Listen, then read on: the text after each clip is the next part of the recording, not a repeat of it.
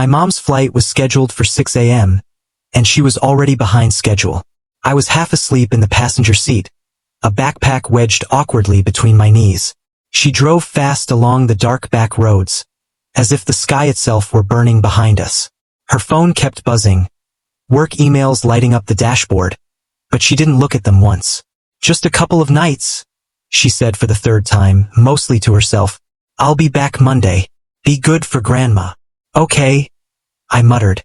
I was 16. Not exactly babysitting material, but apparently Grandma insisted. "She misses you," Mom added, tightening her grip on the steering wheel. And honestly, I didn't have many other options. That part felt especially true. Since the divorce, it had just been the two of us. Mom balancing 2 jobs and 1,000 stress headaches. Grandma's house was always the fallback. Quiet, old, and way out in the sticks. My biggest complaint was the lack of Wi-Fi. Just trees, and a constant wind that never quite sounded like wind. We pulled into the gravel driveway just after dusk. The porch light buzzed overhead, flickering once like it always did. The house looked the same. Weathered wooden siding, paint faded to a memory of blue. Wind chimes clinked on a breeze that didn't move the trees. Mom stayed in the car longer than usual. "She's been acting a little strange lately," she said, not meeting my eyes. "Probably nothing. Just age." "Age like dementia?" I asked. "Or age like imminent death?" She shot me a look. "Be nice." We didn't bring much. Just my backpack, clothes, toothbrush, and charger. When Grandma opened the door in her usual slippers and cardigan, hair twisted into a loose bun, she hugged me tight. She smelled like lavender and mothballs, exactly as expected. But the moment I stepped into the living room, something felt off. I couldn't explain it at first. The furniture was where it belonged, but slightly wrong. Like someone had tried to recreate the layout from memory and missed by a few inches. Then I noticed the wall above the fireplace. A pale square marked where something had hung for years. Strange, but not alarming. At dinner, I went to grab cutlery. The drawer held only plastic forks. No spoons. No metal at all. Even the sink faucet was wrapped in dull tape. The cabinet knobs had been replaced with crooked wooden ones. "Do you need help finding your forks?" I asked. She stared at me like I'd spoken another language. "These work just fine," she said, handing me a bent plastic spork. I waited for a smile, a joke, anything, but she just kept making tea, humming quietly, like this was completely normal.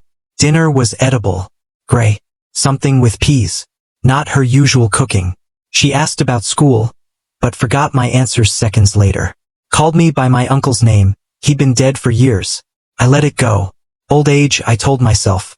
That night, while brushing my teeth, I looked up, expecting the bathroom mirror. There wasn't one. A wooden board had been nailed cleanly over the frame. Smooth, sanded, intentional. It stared back at me, blank and silent, daring me to ask questions. I didn't. Not yet. I woke early the next morning, disoriented in that way you are in someone else's house. Pale sunlight filtered through the blinds, tinting everything yellow and sickly. I wandered around looking for breakfast. Found nothing. Eventually, I collapsed on the couch, scrolling my phone, apps endlessly loading without internet. I almost took a selfie to send Mom. Proof I was alive, but I couldn't. Felt like lying. My phone slipped from my hand and slid under the couch.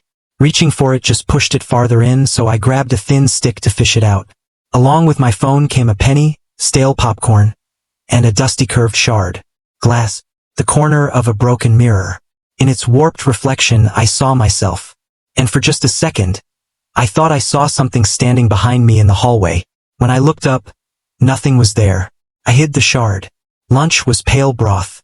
Thin. Gray. Meat floating where it shouldn't be pink. "What is it?" I asked. "The usual," she said, smiling. I pretended to eat. Dumped most of it when she wasn't looking. That evening, she insisted Mom had stopped by the day before.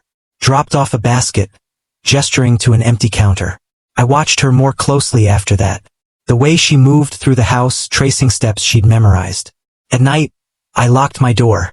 Sometime later, half dreaming, I heard breathing outside it. Slow, patient, waiting. I didn't move. When it finally stopped, I knew I couldn't ignore this anymore.